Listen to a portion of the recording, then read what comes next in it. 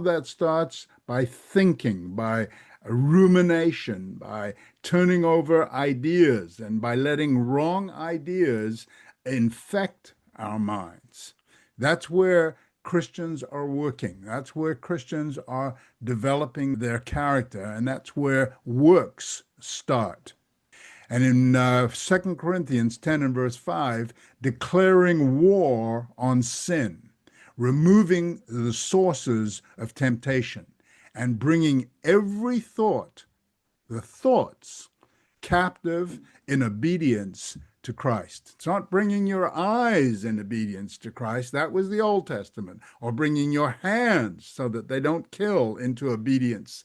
That is the Old Testament. Now we're bringing our thoughts captive into obedience.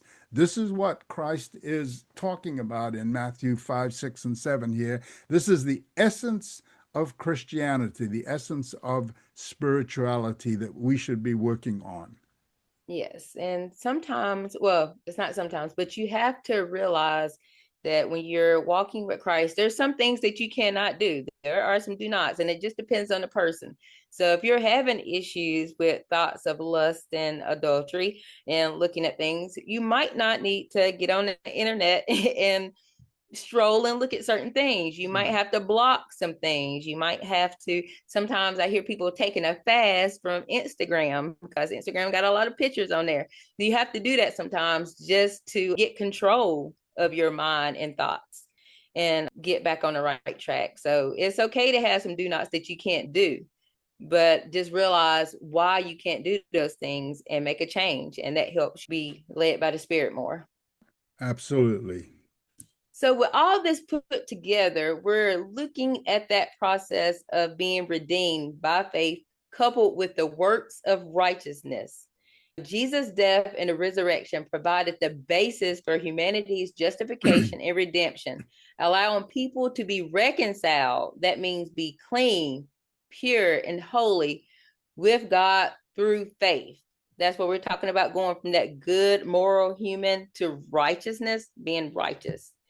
Then with the help of the Holy Spirit, we can grow the warring to keep ourselves clean, That's the important part. It's not just one dip in the water. It's not one time that I'm sanctified. No, it's a process. Becoming righteous in our minds and doing the work that it takes to do that, becoming righteous. James 2, 17 and 18, even so faith, if it has not works, is dead, being done. I will show thee my faith by my works. Okay. So then we're going back and thinking about the 10 Commandments. A person can live a moral good life by following the law without the Holy Spirit. That's doing the physical things that it says. But once you become a Christian and the Holy Spirit is in you, it enables you, the believer, to fulfill the righteous spiritual requirements, those works of 2 great commandments, by renewing the heart and the mind. And we're going to look closer at those things that Jesus said about those commandments when we go through Matthew 5 through 7. All right. Yes, this idea of faith and works is a doctrine. Many people look on it simply as a doctrine.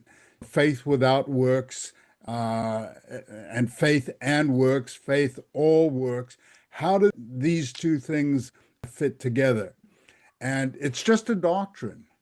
And people argue about this doctrine and never come to a conclusion, unfortunately, about it. Uncover the mystery of Adam and Eve's nakedness. Unravel the ambiguous connection between the Hebrew term for naked and the serpent's subtlety. Join us for this free mini-course and gain a profound new perspective on biblical Hebrew. TheExplanation.com/naked